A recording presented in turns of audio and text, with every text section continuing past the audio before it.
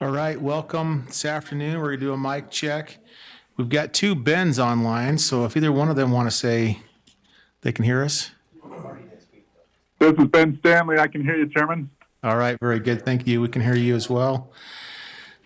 All right, welcome this afternoon to our Board of County Commissioners meeting.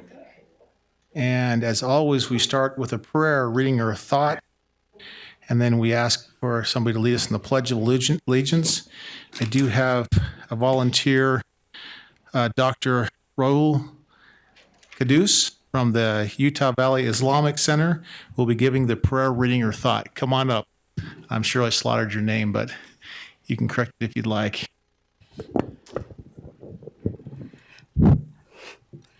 Assalamu alaikum wa rahmatullahi wa barakatuh. Peace and blessings of God be on all of you. Thank you very much for inviting us. My name is Rohul Kudus. I am the acting Imam and President of the Utah Valley Islamic Center. It represents a small Muslim community over here. We have a mosque in 900 South Orem, State Street, Orem. Our congregation is mostly the students of Utah Valley University and Brigham Young University. I invite all of you to attend our place any given Friday at 1:30 if you feel to visit us. Thank you very much.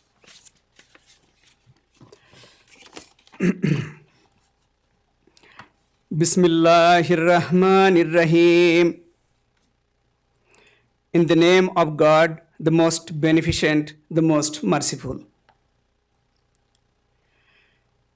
Ya ayyuhallazina attaqu rabbakumulladhi khalaqakum min nafsin wahida wa khalaqa minha zawjaha wa bassa minhuma rijalan kathira wa nisaa wattaqullaha allazi tas'aluna bihi wal arham inna allaha kana alaykum raqiba.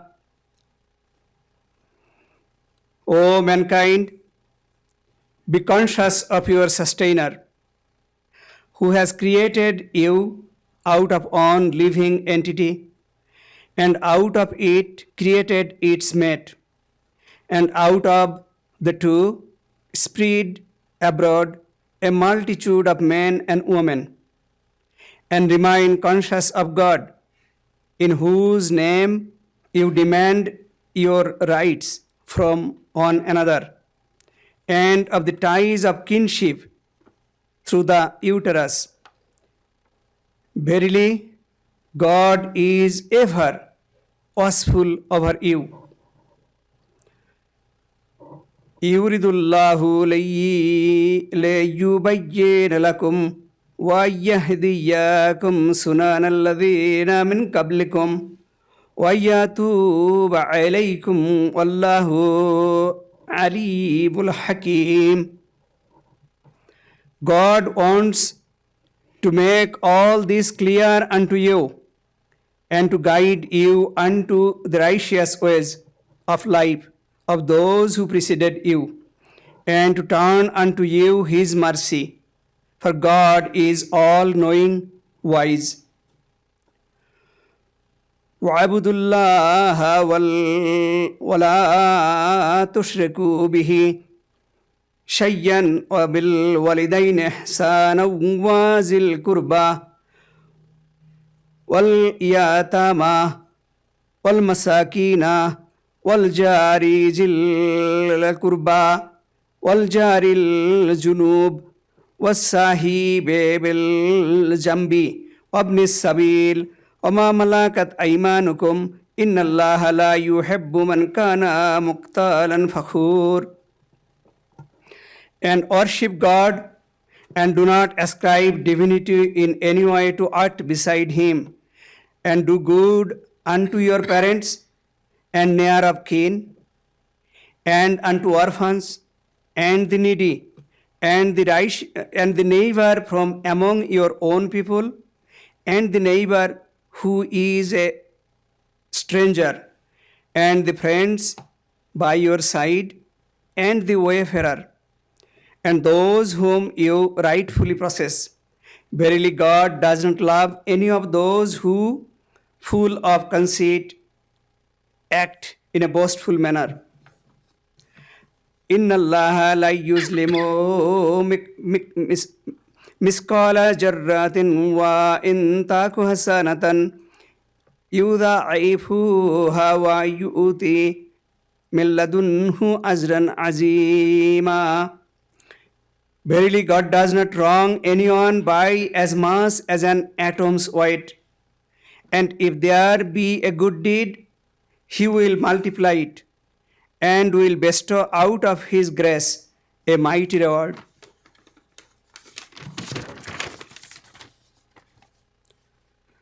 والذين آمنوا وعملوا الصالحات سندخلهم جنات تجري من تحت الأنهار خالدين فيها أبدا لهم فيها أزواجا مطهرة وندخلهم ظلا جليلا.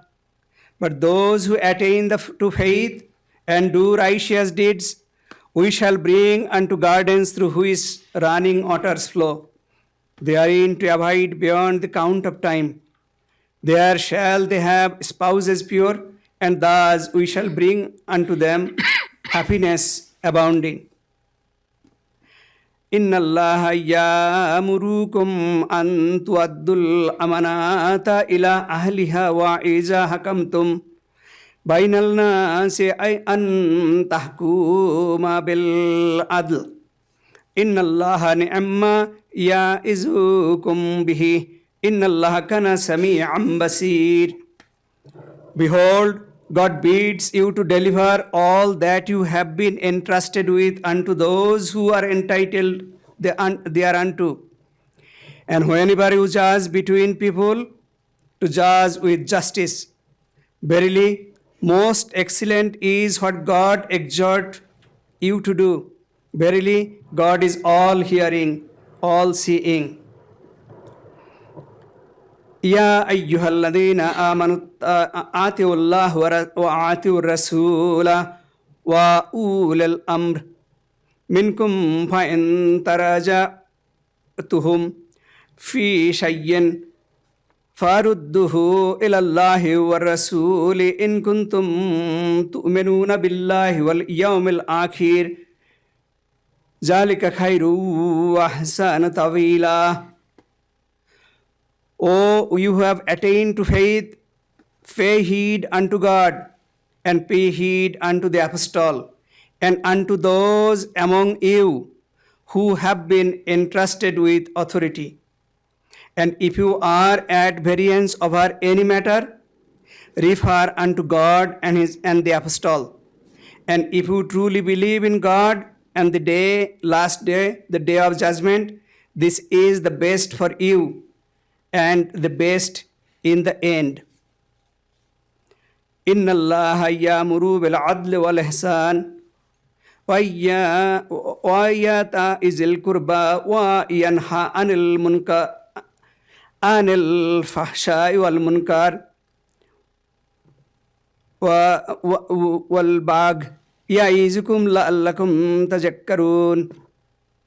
Behold, God enjoins justice and the doing of good and generosity towards one's fellow men, and He forbids all that is shameful and all that runs counter to reason, as well as envy, and He exhorts you repeatedly, so that you might bear all this in mind.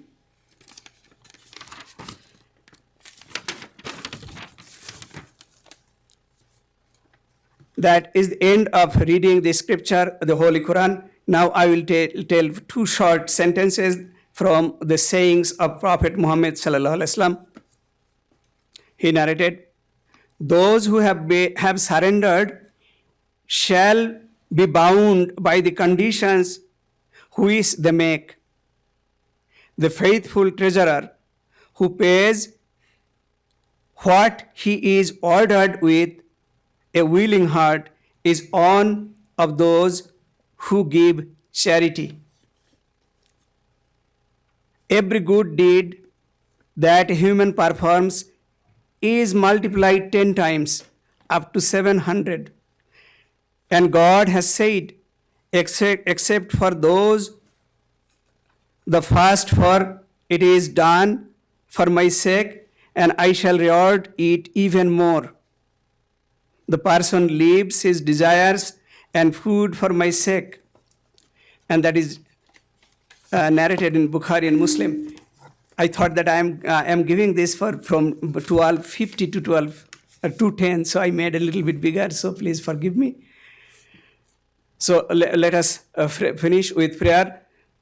ربنا آتنا في الدنيا حسنة وفي الآخرة حسنة وقنا عذاب النار ربنا ظلمنا أنفسنا وإن لم تغفر لنا وترحمنا لنكونن من الخاسرين ربنا تقبل منا إنك أنت السميع العليم وتب علينا إنك أنت التواب الرحيم رب ارحمهما كما ربياني صغيرا رب زدني علما رب اجعلني مقيم الصلاة من ذريتي ربنا تقبل دعاء ربنا هب لنا من أزواجنا ذريتنا قرة أعين واجعلنا للمتقين إماما سبحان ربك رب العزة عما يصفون وسلام على المرسلين والحمد لله رب العالمين.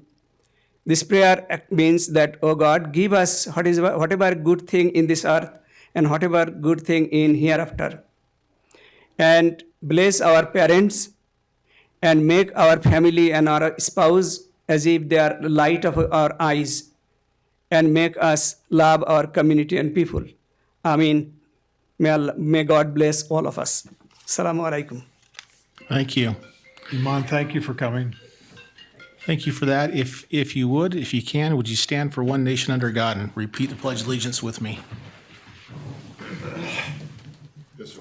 I pledge allegiance to the flag of the United States of America and to the republic for which it stands, one nation under God, indivisible, with liberty and justice for all.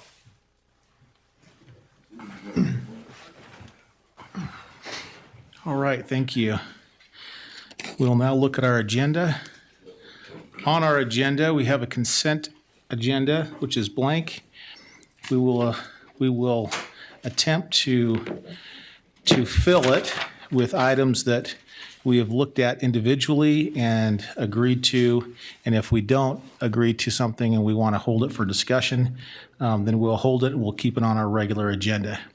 And also, because we just have two commissioners here, I will suspend the rules so that I can make motions and also second. So let's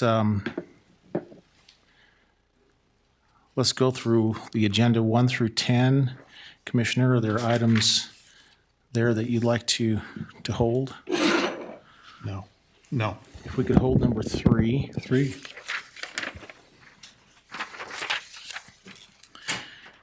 How about 11 through 18? Commissioners, item 10 is one that's tied to a later item that probably ought to be addressed after the HR matter, which is, let me see if I can find that, which is number 32. Should we just place it after 32? Yeah, that would be my suggestion. Okay, so So hold it right after, in between 32 and 33. let's just hold it then. For now. Okay.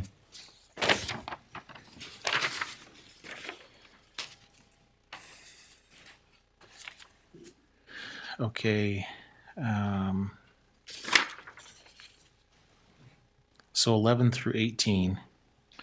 Well, I have none really to hold, other than the comment that 16 is the moving of, no, that's incorrect. I wanted to review number 16, Do you want to hold number 16? hold 16. Did you want to table items 14 and 15?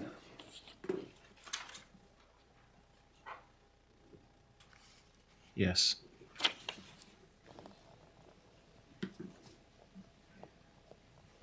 Is that all right, Commissioner? Yes, Table items yes. 14 and 15? Yes. Okay.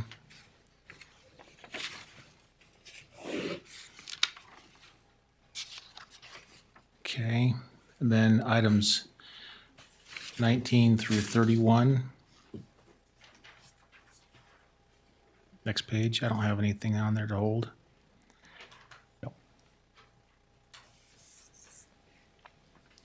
Only a comment with it, this is what I was commenting earlier, that 28 is Health Department is donating fines.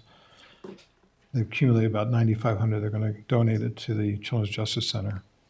That's what that number 28 represents. Right? You don't want to hold it? No, Okay, just a commenting. comment, okay. It's a consent. I just want to comment for those who might be wondering online. And then hold number 32. Okay.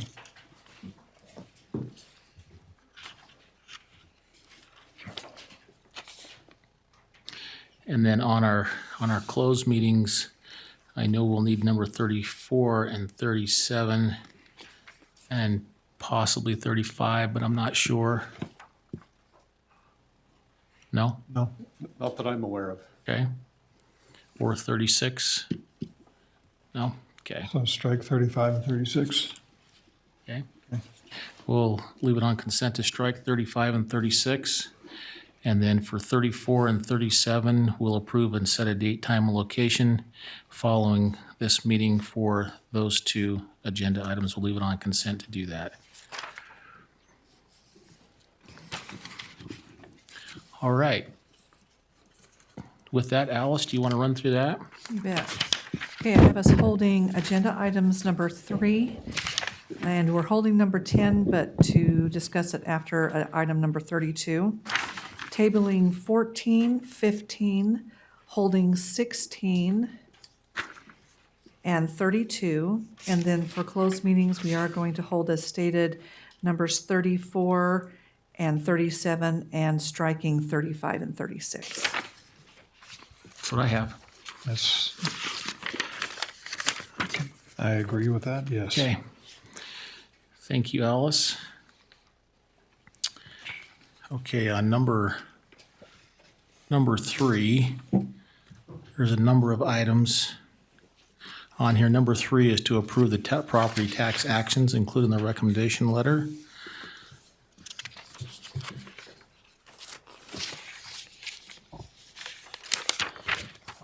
So the first one I'd like to look at, we had one that was continued, the very first one. And if we could kind of go through that, because I know that I believe we held this for a little bit more clarification. Okay. So if you could go through what we did on that to clarify from our last meeting in which we held this from. Okay. Adam Beck, Utah County Attorney's Office. If you recall, this has to do with an escaped property. The building was built in 2016. It was not assessed in 2017, 2018. And then in 2019, that's when we found it. And if you recall, in section 59.217, it allows that any escaped property may be assessed by original assessing authority at any time as far back as 5 years prior to the time of discovery. And so we went back 2 years and assessed the property, and that's where we get that 17. The 20,599. Okay. Was there any question though on notification? Seems like there was some questions on notification too.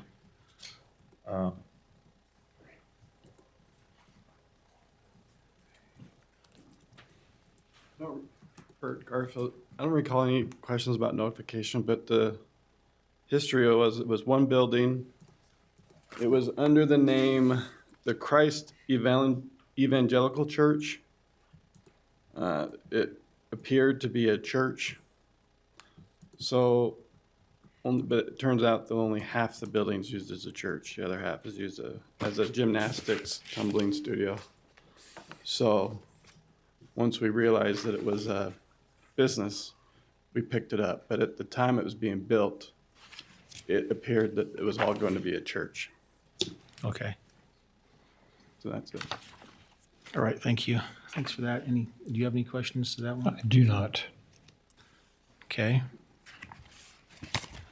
A recommendation then, or a motion? Make a motion that we, Oh, wait, maybe we don't.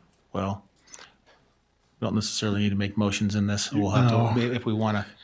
You can do them one at a time, or you can address them together. Okay.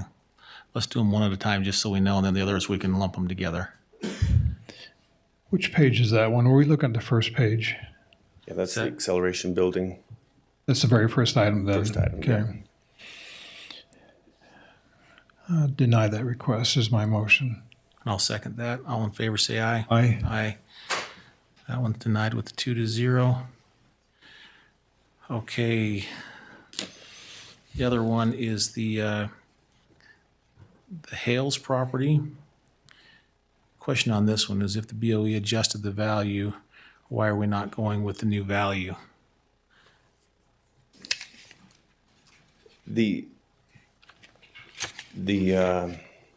It's pending, is my understanding with the BOE. And this is asking for 2020. And so they missed the deadline to appeal to the BOE for that 2020 year.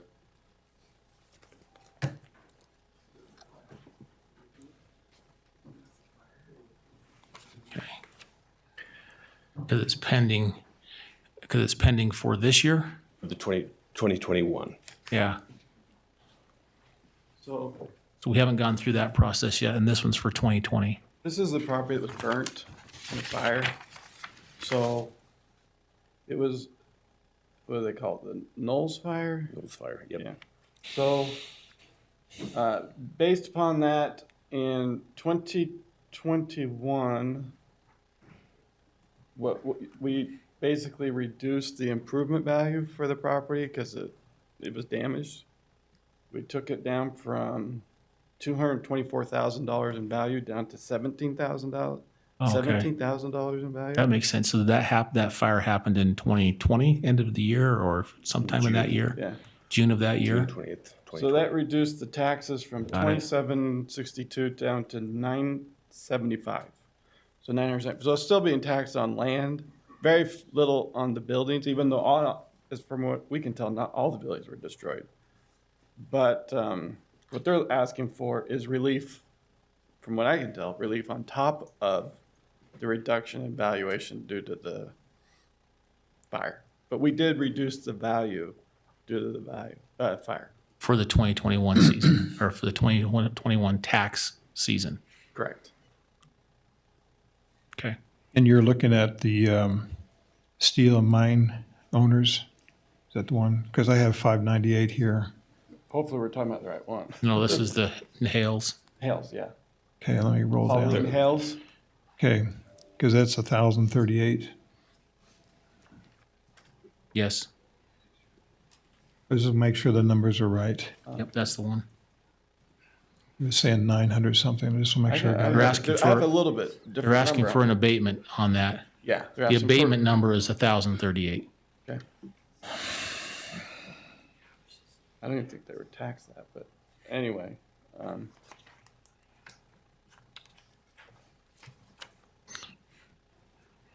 So I understand that better now, so I'm inclined to go with the recommendation. Yeah, and I will second that motion that we deny that particular request for the Hales. Okay, I've got a motion and a second to deny that one. All in favor, say aye. Aye. Aye. That one's denied. So those two will be off our list. Consideration.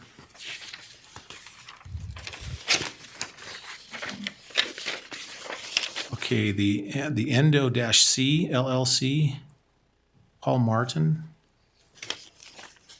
The recommendation is to deny the request with the finding that there is no legal or factual basis on the shown, is shown to grant the request. No county error is shown. If we now have the affidavit, and it shows that the personal property value is below the exemption limit, why are we charging them for this one? Or is that just a decision that we need to make here? And that would be a decision to make here. It was not timely raised, and so that's why our recommendation is to deny. And this is a part of the 2020 taxes that he's appealing, right?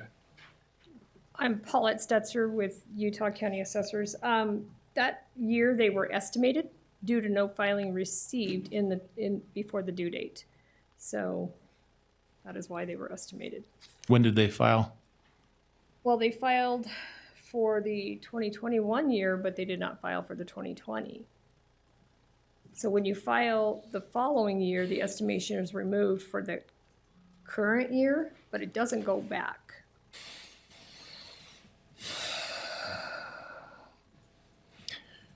Okay, And so he says he didn't get the notice, but how long has he been paying in the past? How long has he been paying these taxes? Is this a new thing for him? I'm not sure how old this account is. Okay. So that would, if I recall, when I was pulling information, it's only a few years old. So, It seems like he's been paying taxes for whatever reason. He said he didn't get the notice, but he should have at least be aware that it would be due. So I'm inclined to deny that request. Okay, I'll second that. All in favor, say aye. Aye. Aye. Okay, the Monster Media one. Monster Media, Which item was that? This is Monster Media, the. page 5. Yeah.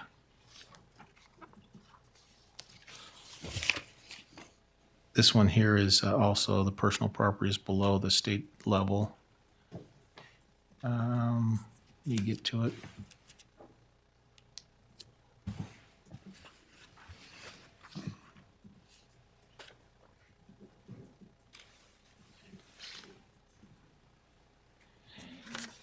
They're also claiming that they did not receive the notice due to a wrong name on the address being on the account.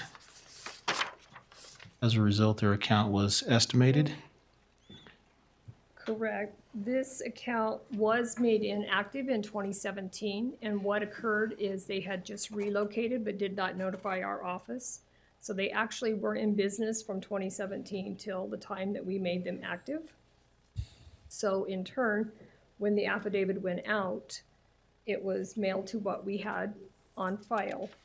So until we get the return mail back, and if it's not corrected prior to, or even in attempts to send it out again, a lot of times the mail's just not getting delivered. I mean, we're doing the best we can. We've even gone to a point, in some cases, we've hand-delivered affidavits to give these taxpayers an opportunity to file. Because I personally don't want to estimate them, because then we have to go through this process. And so you did receive an affidavit back though that they were they're below. She sent it in after the due date. I have phone documentation here where she was told that she could, let's see, she asked, when she did get the mail, it was a tax bill. And when she noticed that, she called our office and she was told why she was estimated. And it was due to what information we had at that current time. So a lot of businesses don't notify our office when they move or relocate to a new city. They just assume that we're going to get that current information from this participating city. And that isn't the case.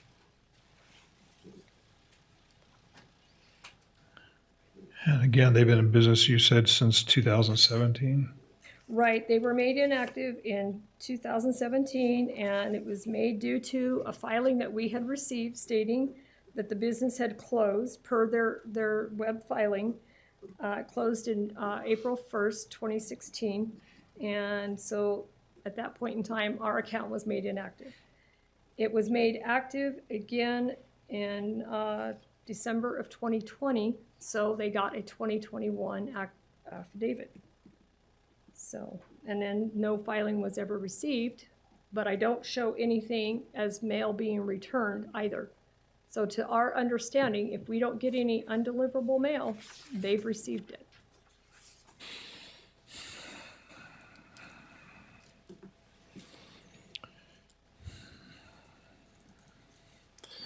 Again, it seems like they know the process, so I'm inclined to deny that one as well. I'll make that motion.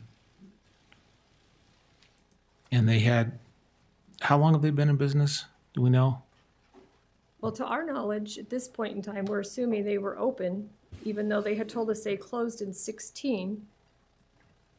And then they reopened again and Right, in a new location, and we found them, and we have to do a lot of investigative work to find these businesses sometimes because of the inaccuracy we get from the cities. Right. So we find some, we hand deliver them, others we don't. And But they're all treated the same. So if we find an account like this, we make sure that we handle it accordingly, and we do that checking the web as well. We use our resources by looking at other social media to track them down. do we sometimes. know that they're under the threshold on the personal property side? I do not have their equipment list here with me at this time. I have this list. 853.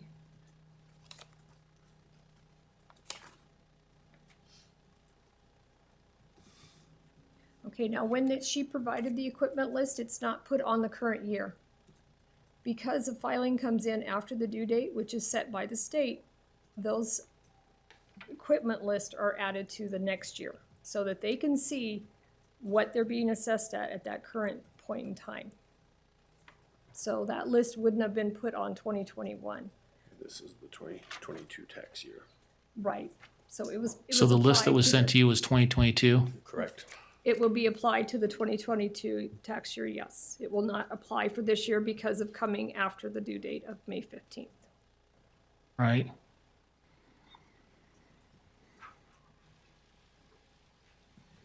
I just wish there was a way that we could, especially, I don't like businesses paying if they don't have to because they missed a filing deadline.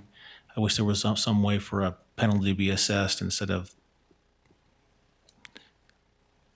paying an estimation, which doesn't really apply. But I do get it, and there's no error on the county's part. I think the county's following all the processes and procedures with it, so it's not that. It's just that I struggle with businesses, especially small businesses, that are trying to juggle everything.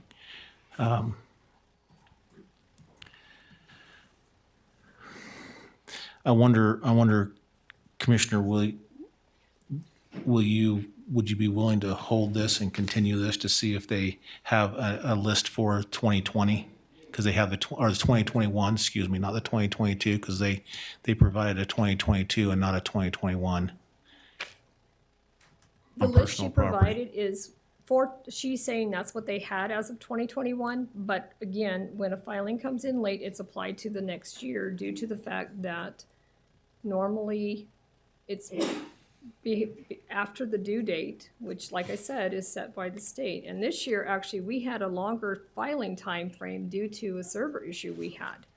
So some of these estimations are, and if they called in and said they were having web problems, we notified them that there were other ways to file. So they had other options. So. Yeah. Well, but they weren't contacted, I'm sure, because Well, I don't know. Yeah. According to the records I have for let's see here. She called in, the first time we heard from the taxpayer was September. The due date was end of June. So we had lengthened it because we had server issues. They had more than a Wait, month. you lengthened the Well, deadline? Due to the, yes, and that was per the assessor, Chris, yes. So most of these accounts, they had ample time. If they contacted us, we let them know that you have, this has been extended, and that was actually put on the web as well. So,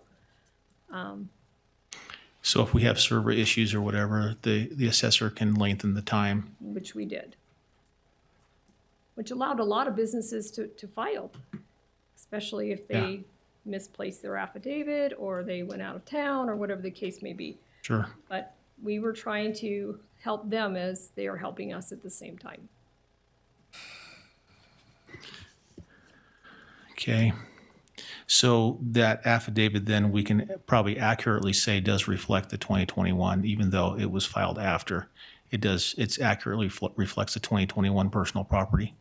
I would have to assume, and without asking, the taxpayer, but I would assume that that's what she has, yes. Okay, maybe if we could, I wouldn't mind continuing it to ask that question directly. Absolutely, sure.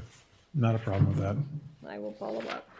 Okay, I'll make a, Assessor's got a comment, looks Oh. like. I'll follow up on that. Oh, go ahead, No, Chris. I just wanted to confirm, if they filed it when they did, it would reflect what they had in 2021, because 2022, that filing period hasn't even started until January or February of next year.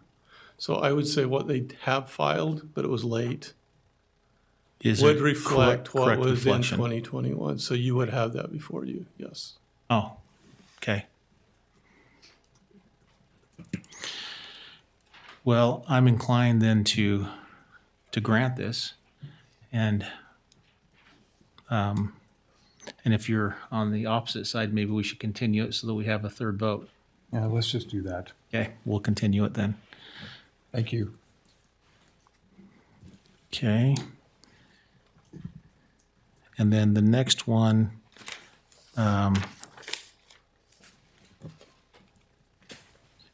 this one is the Lynx Club.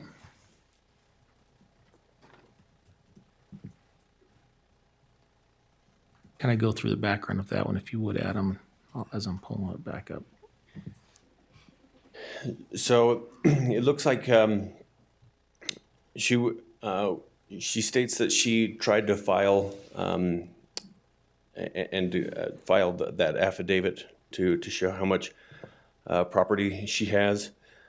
She says that when she was filling that out, there was issues on the computer. It says that she received notifications that the online system was experiencing problems. Which we kind of said has happened, right? That has happened. And then she said that she went out of town, and by going out of town, going on vacation, she missed the deadline, and said it was too late. It's my understanding that there is not just one way to file that affidavit. There are multiple ways to file it. Sure. And the amount says TBD, so to be determined, is that what you're saying here? Yeah, that's what I have too. That's due to the account is not been paid and now there's interest accruing. So the payoff here is if it is paid off as of today, would be 1353.15 then. Is that correct, how I'm reading that? I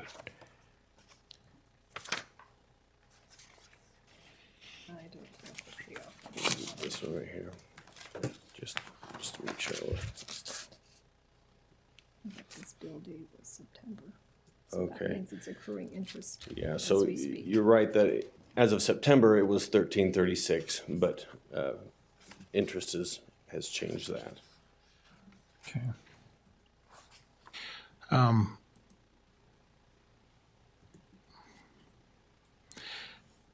The question I have though is, there was no, I did not see any claim in here that they were trying to get out, or that they were under the value. they were trying to, according to what I'm reading here, she was trying to pay the tax. Correct? No, she was trying to file. For And at that time, the to be- deadline had not passed, but again, as we stated, there were some server issues.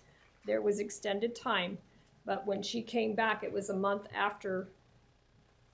So the personal property tax then fall underneath I think it's 15,000. I can't remember what that number is. This year it's 15.3. 15.3. But if you look at the equipment list that she provided, she's almost at 88,000. Right, so that's the question. So she's obviously above the 15.3. Right. And she's been in business for some time then, She just opened last year. this last year.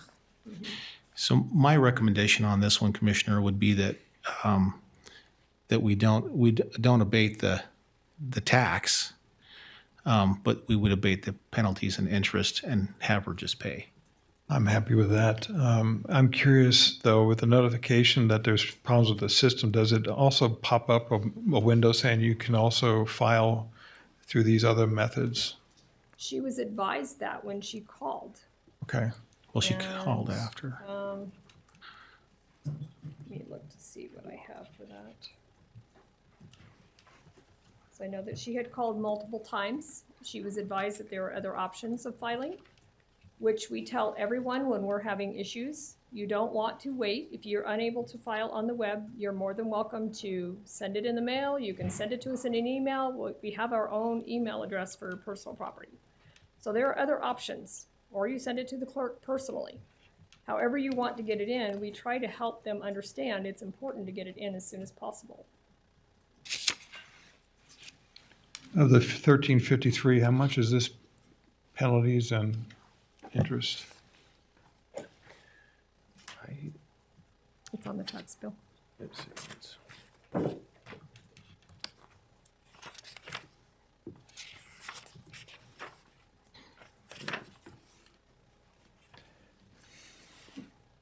The taxes were $1214.99. Then there was $121.50 for the penalty. And as of right now, again, the balance will be different because there's interest accruing. And this company just began operations Last year, in 2020. sometime in 2020, yes. And I'm happy to make a motion that we just assess the tax that's due, not the penalty and interest. And I'll second that motion. All in favor, say aye. Aye.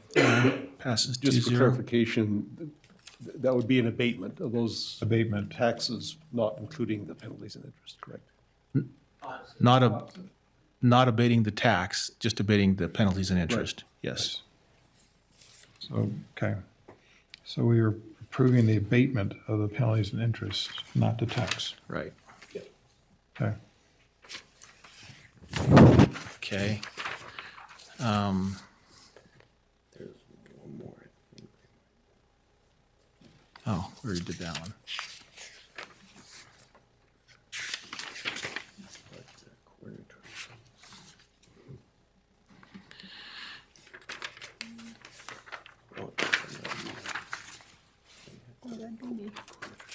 Okay, go into the, let's see how it's listed on the You're looking at TD squared or TD. coordinated Yep, attrition? that's the one.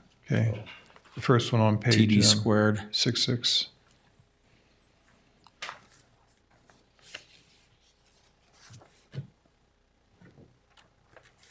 Open that up. This is another failed to file the affidavit for years 2020 and 2021, resulting in estimations.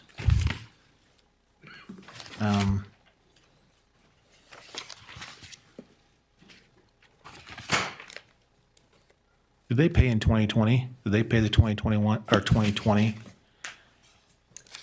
I don't believe so. That's my question on it. Do you have that one?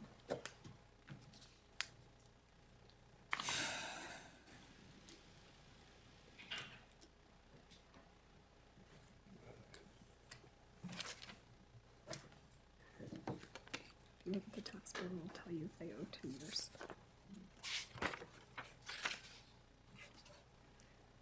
No. They didn't pay? Did you see that? This would be Okay, We're looking at this as a call center, not as a yeah. medical office, correct? Correct. And this was continued from a request. So thanks for that answer on, and that was my question mainly on the 2020. And so I'm inclined to deny this one. Yes, I'll second that motion to deny that request. Okay, all in favor, say aye. Aye. Aye. That one's denied with a 2-0, and then core, that's the Allen, Core nutrition. core nutrition, yes.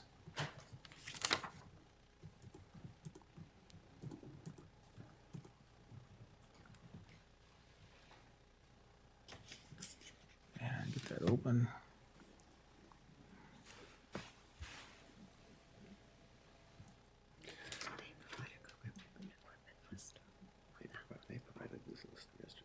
Do you know what the, this one had some dispute on it? I was wondering, that's on the value, or maybe it was on the estimation. I'm not sure which one. Well, they didn't file for 2020 or 2021. So we did estimate. So it looks like we received, they brought in their list yesterday. So Okay. we sent that up to your senior policy advisors. I don't know if that was sent over to you. I have a list here if you have not seen it. I just see what's on the,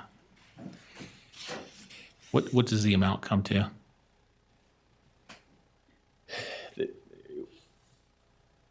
They didn't actually provide values for most of them. There's not a lot of equipment here, though. Yeah, it's looking at $517.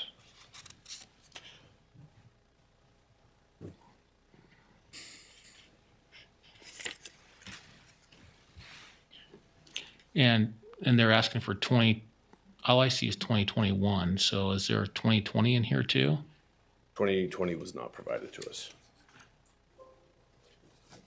But this request is just for 2021 then, what we have on our agenda.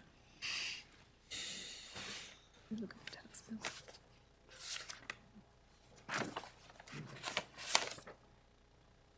They owe for both years. So that's all I see is a 517 for 2021. They did pay for 2020. They did? Yeah, so they were estimated. They paid that. They were estimated again this year. Have not paid that. Okay, that's good to know. So it says the equipment list has been requested but not received. When did we request it? Do you know roughly when that had been? Well, when the affidavit goes out.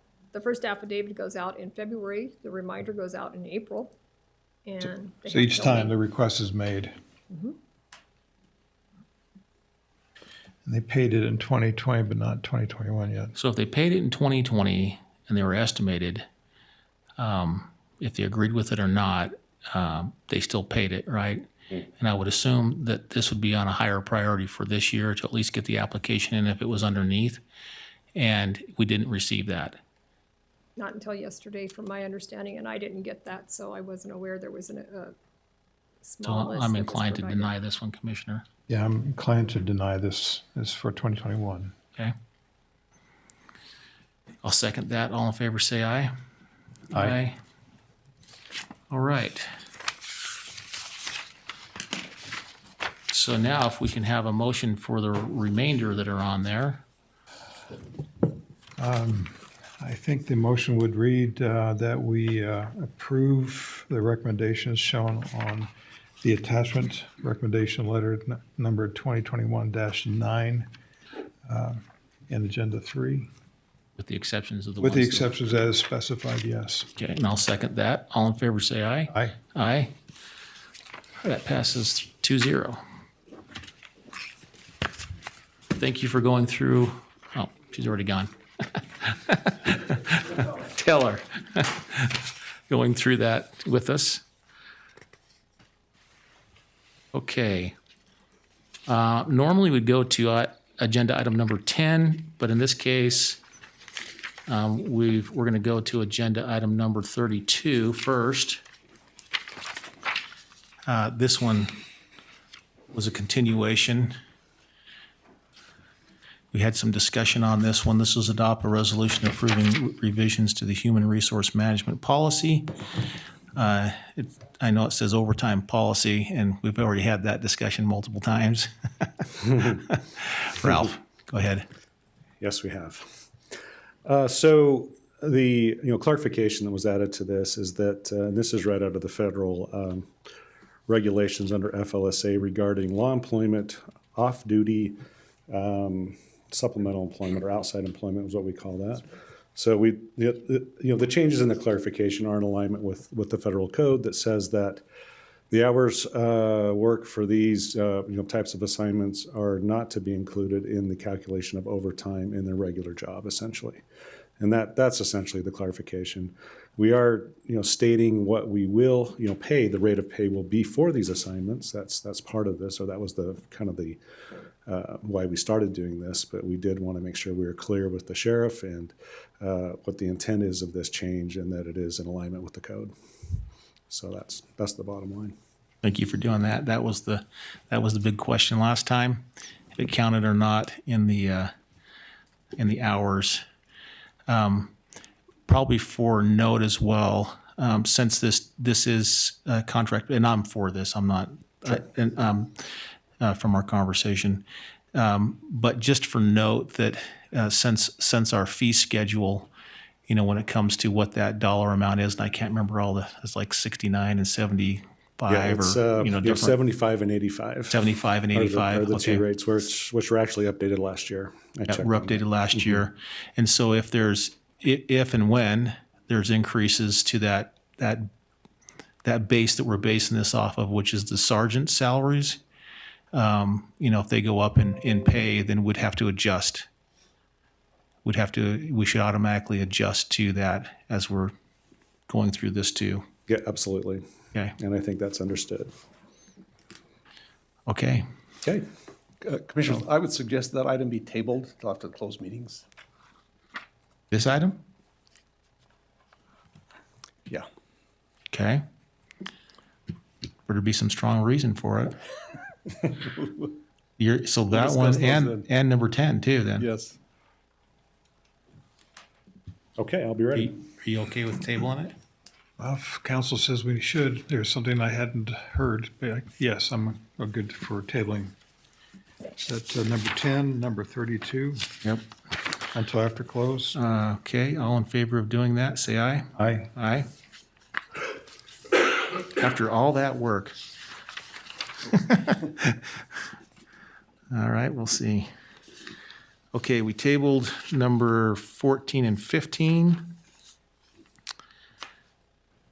Commissioner, number 16, I think, unless that was the mistakenly held one, I can't remember, but I think. I we was had asking 16. just because I'm unfamiliar with the content on that, and I wanted to get some clarity. Is Ben here? I think he's online, isn't he? Yep. Ben, can you speak I'm to, online, Commissioner.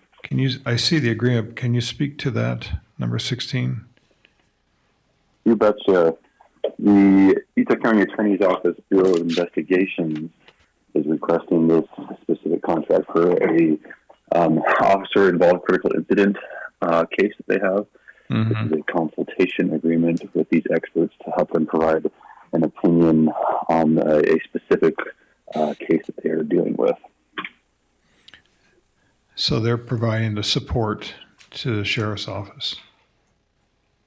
To the Attorney's Office, To the Attorney's Bureau Office, of excuse me. Investigations. That's correct. Okay.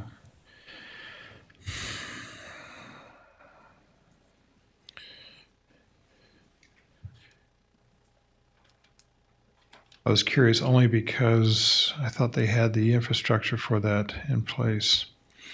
Okay. And what we're They saying. have a lot of resources. I apologize. No, go ahead, Ben. I was just going to say they have a lot of resources at their disposal. They determined that in this specific case, they needed a third party review to assist them. So this is a unique case. So the initial review fee, I say that's initial, so there's a schedule for what the follow-ons would be like, or be how they would be assessed. The $8,000 is that initial fee. If there is further work that we would require of them, that would be an amendment that you, the commission, have to approve. But for now, it's just this initial fee that they're looking for. And that's initial fee for each investigation that they're providing support to, right? Right. This is specific to one specific case. I do not think the intent is to continue to use them. Okay. For other cases. Okay. I'll make a motion to adopt and approve agenda number 16. I'll second. All in favor, say aye. Aye. Aye. That passes 2-0. All right. And so we table 14. We table number 32. All right. So we do have a work session item, and we'll see if Alan is on. He apologizes. He was going to be here in person. Alan Matheson, he's with the Point of the Mountain Commission, and he was, I think he hurt his back today shoveling snow. So, Alan, if you're on there, can you hear me? I can hear you. Thank you, Commissioner. Yes, go ahead. Hopefully your back is feeling better. Can you hear me okay? Yes, we can hear you. All right. Well, thank you very much for the opportunity to share with you a status report on what's happening with the Point. And I do apologize I'm not there in person. Very much wanted to be. It's okay. I'm going to share my screen and share a few slides with you. This is a project that we are excited about. We look forward to additional progress, and we think that it provides a lot of opportunities for our state and certainly for Utah County. So if you'll indulge me, I'll run through a few slides and be more than happy to give you a little update on where we are in the process and answer any questions you have. First, we've got just a short 1.5 minute video that I'll share. Most people in the state know that the existing correctional facility at the Point of the Mountain is going to be moved, which means that this land is going to be available for development. In the not too distant future, this area will be turned into a leading community focused on innovation, a place that people in Utah can be proud of. We've brought together all sorts of stakeholders from the surrounding communities and throughout the state, the public sector and the private sector, and we want to make sure that Utahns have a voice. We've had open houses, we've had surveys, and in all, we brought 10,000 members of our community together to give public ideas, and we've incorporated them into the plan. Things like this river-to-range greenway that connects regional trails, gathering places where people can come and enjoy parks and open space, where they can go to concerts. People wanted a place that was sensitive to the environment. The Point's a glimpse into the future. The best buildings, the best kind of development. It's hopefully our best minds, our best thoughts, our best plans to provide for the future of our community. We've hired some of the finest planners in the world. I fully anticipate that this project, the Point, will be known globally and loved locally. And I'm truly excited about what this will mean for our state.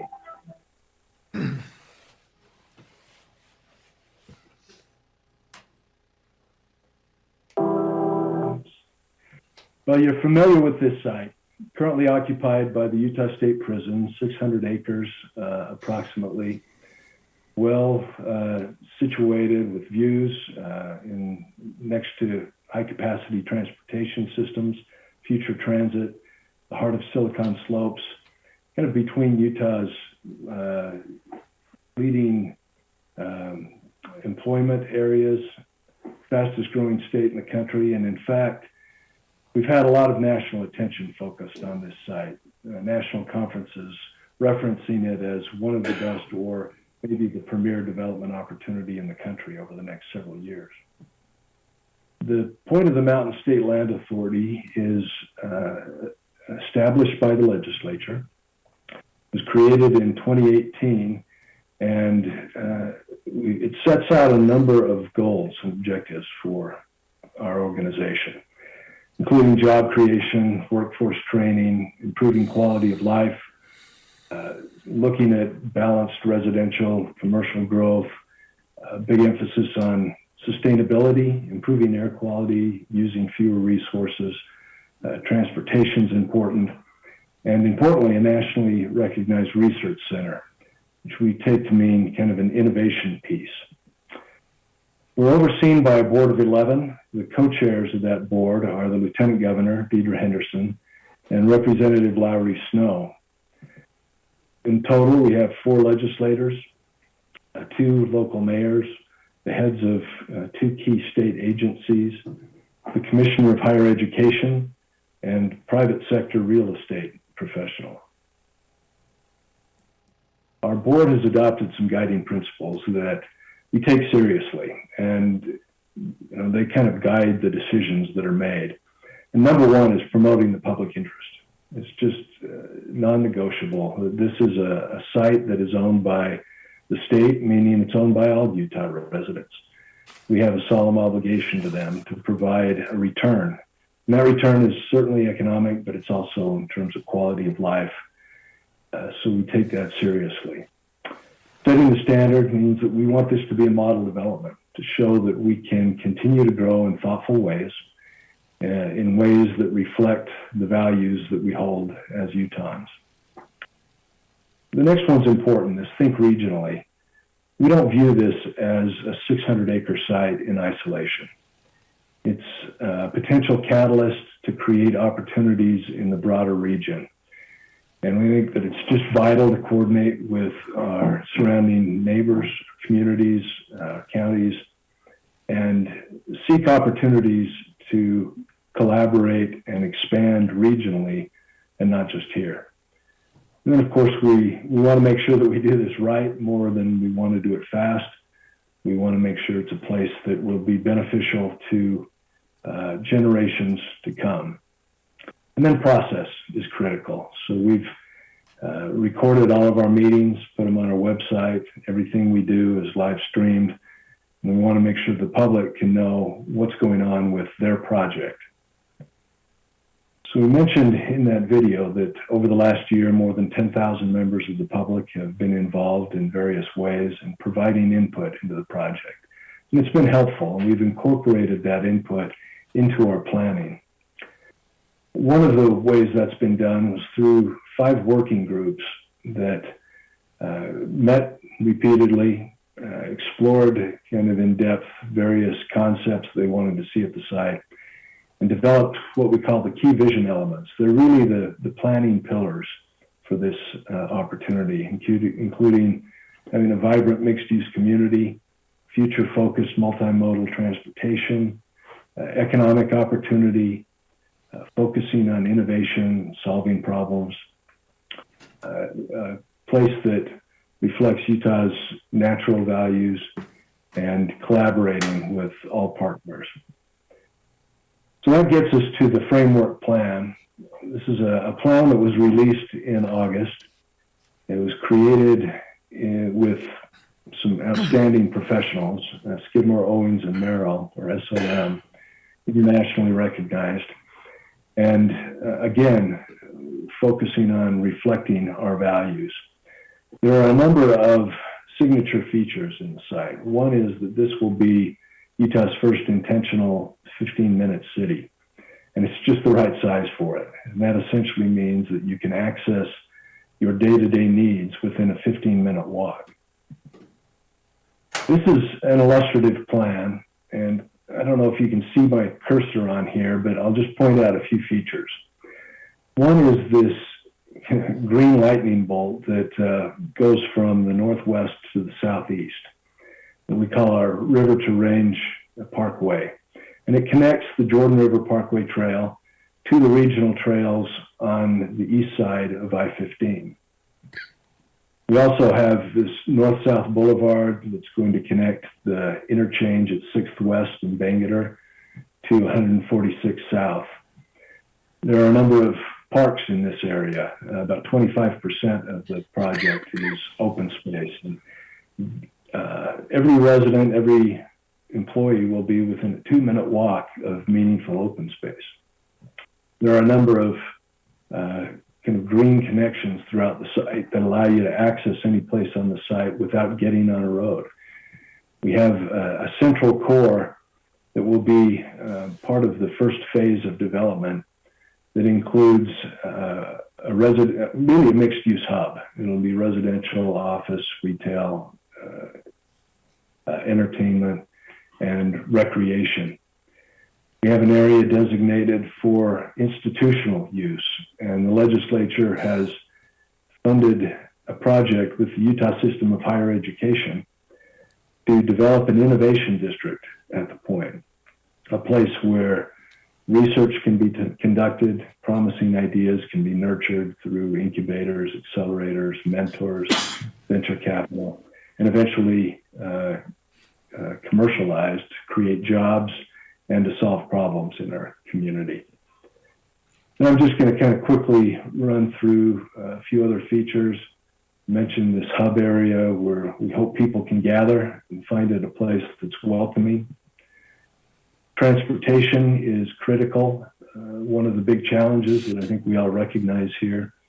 So we've designed this as what we call a one-car community. Certainly you can have as many cars as you want, but you wouldn't need more than a car to maybe take weekend trips or if a household member needs to commute off-site. Because you'll be able to access this site and areas around the region with high-quality transit. There will be a circulator on the site that we think will be autonomous and electric and help people get within a 5-minute walk of any place on the site. A real emphasis on active transportation for commuting and recreation, and streets that are complete and welcoming. This slide kind of shows the transit idea that UTA is working on, connecting to the Draper Frontrunner Station through this site, across I-15 and down into Utah County, and also shows some concepts that we're exploring for the circulator. I mentioned biking and pedestrian being priority. This shows the network. There are 31 places on this site where on-street bicycle lanes connect with trails so that people can get around, again, without having to spend too much time in conflict with traffic. The regional transportation system is vital. We're working closely with Wasatch Front Regional Council, Mountain Land Association of Governments, UDOT, to ensure that the system is going to work and get traffic through the topographical pinch point that we have at the point. They're developing one-way frontage road plans similar to what you see in Lehigh, and we think that'll be a real advantage for this area. Mentioned these linkages throughout the site that get you off the road but allow you to get through the site. You know, you'll be surprised to learn that when they built the prison, they weren't thinking very much about access. And so we've had to really develop a grid system and a number of access points that allow ingress and egress from the site. This central hub is being developed as a pedestrian priority zone where certainly first responders can get in, deliveries can be made, but people can walk through the area without conflict with vehicles, and we think it lends itself to some great gatherings and community opportunities. You are well aware that this is a strategically located place right on the Utah County, Salt Lake County line. We think it needs to serve both counties and more, right between major institutions of higher learning and economic hubs. And again, consultants nationally, authors nationally, have talked about the premier location of this site. Economic development is key, and we think this can be really an address for businesses. We've had a number of impressive companies that have expressed an interest in having headquarters here. I also talked about that institutional presence with the Utah system of higher education. And you may have read that USHE a few weeks ago hired the project manager to oversee the development of this district. That's Jefferson Moss, who I know you're quite familiar with, and I think he'll be a tremendous asset. Then incubators, accelerators that cross industry lines, really bringing private sector together with higher education to create great opportunities. We're doing deep dive research right now into a number of elements at the site. One of those is smart city components, and we're looking at what communities around the world are doing, what's the state of the art, doing a cost-benefit analysis, trying to find the sweet spot. Doing something very similar with sustainability and have identified plans that can reduce potable water use by 50 to 70% on the site, get us to net zero carbon, reduce emissions, and create significant other benefits. So I'm going to kind of wrap up with a few renderings of the site. This is the Central Park, one of the key mobility hubs that's accessed by transit, a circulator, bike, pedestrian, cars, but also where people can get car share programs and be able to access those through an app that we'll develop. And then finally, just a view of the site. I will say that these are plans based on today's market. We anticipate that we're going to move the market. We're already hearing from groups that want to put in additional vertical height, which we would be certainly open to. But it is an opportunity. We take it seriously. And I'll just briefly tell you where we go from here. So yesterday was kind of a milestone day as our board approved our issuing an RFP document to the development community to select our initial development partners. That'll be a multi-month process, competitive, open, transparent, rigorous, and we'll select partners that are experienced, have the skill and financial wherewithal to do this, but also who share our vision for doing something forward-thinking for the state, and they care about Utah as much as we do. The inmates will be moved from the prison site probably next June, and we anticipate that demolition and abatement will start around August or September. Once that site is prepared, then the state will begin some work on the backbone infrastructure for the site and prepare it for those initial developers to come in and start on phase one. So it's becoming real. We're anxious to move ahead, but we want to make sure that we do it right because this is our one chance to do it right. So I think with that, I'll wrap up and be more than happy to respond to any questions or comments that you have. So a couple questions for you. First off, I saw some flying cars in there in your video. Think that's going to happen? Well, yeah. So I hope you've made your order already. Yeah, I want to try that. Yeah, I think that's reflecting the fact that we think we've got to be future focused here. We can't build this site just for today. We have to build it for what's coming down the pike. And we've been in conversations with groups that actually are working on these technologies. And we've been working very closely with UDOT, which is also working on the coming of air taxis and other things. Right. They're not there yet. We're not going to see them in the first few phases, but it just signals that we're trying to find those solutions that will work into the future. Right. Second, I'm fascinated with the 15-minute, and you called it a city, and that this will be a city. Are you looking at this being its own incorporated city, or is it still going to be a part of Draper? This will not be a separately incorporated city. That term 15-minute city is used in planning around the world, and this concept's kind of being adopted around the world. But now this will remain part of Draper, but under state law, the Land Use Authority will reside in the Point of the Mountain State Land Authority.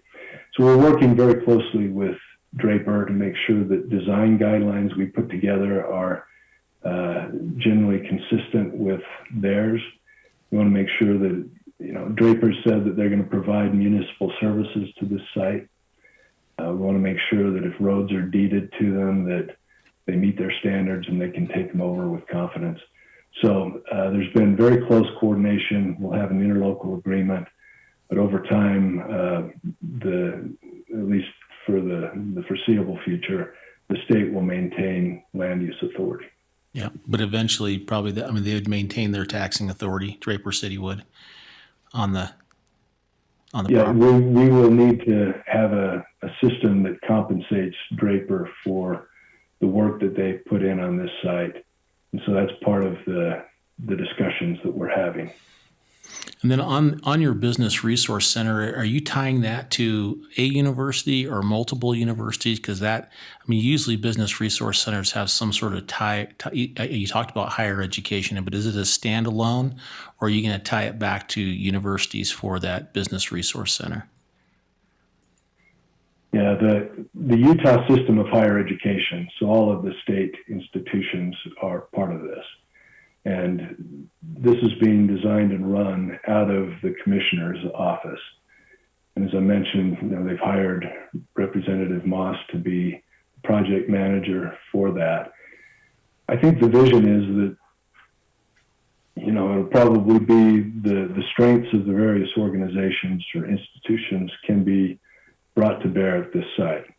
So Utah State's looked at it, Weber, UVU, the tech colleges, community colleges, and they're trying to work through what the various roles are. But the concept is not that this will be a satellite campus, but instead it'll be a research opportunity and then have facilities that can take ideas through kind of that valley of death to commercialization. Yeah. Okay. Fantastic. I think that's very needed. I've seen business resource centers do well and others that don't do so well that are connected. So I'm just kind of curious how that's going to work and where it actually resides, and especially how it will receive its funding so that it can, do the incubators. And especially for businesses, they need those kind of, like a commercial kitchen in some case, to see if their product's viable or not. I think those are important things for the business community. And probably last for me, I noticed a lot of green space on the rooftops. Is that intentional? Are you going to have landscape on the roofs itself, or garden spaces, or is that just for maybe aesthetics? No, it's a good question, and it's one that's come up before. I think that was some enthusiastic artists. Make it look more green? Yeah, we certainly, as we look at sustainability measures, I think there will be some solar on the roofs. There likely will be some planting and gardens on the roof, but it's not going to be green lawns that require a lot of water. Yeah. In fact, as I mentioned, we really need to make sure that we are being water wise. We're using the best techniques, the best technologies to minimize our water use here. All right, Commissioner, any questions you may have? No, just an observation. I'm glad that we have this opportunity, because it's a rare opportunity to be able to build something in reality to try to mimic in other cities and growing towns. And getting this off the ground running well will help set a standard for everyone else in Utah to try to attempt to mimic for their own towns as they grow. it's difficult when an area is already well established to adjust everything. But this is an opportunity to at least showcase something that could be very useful in the coming years. So I appreciate that, Alan.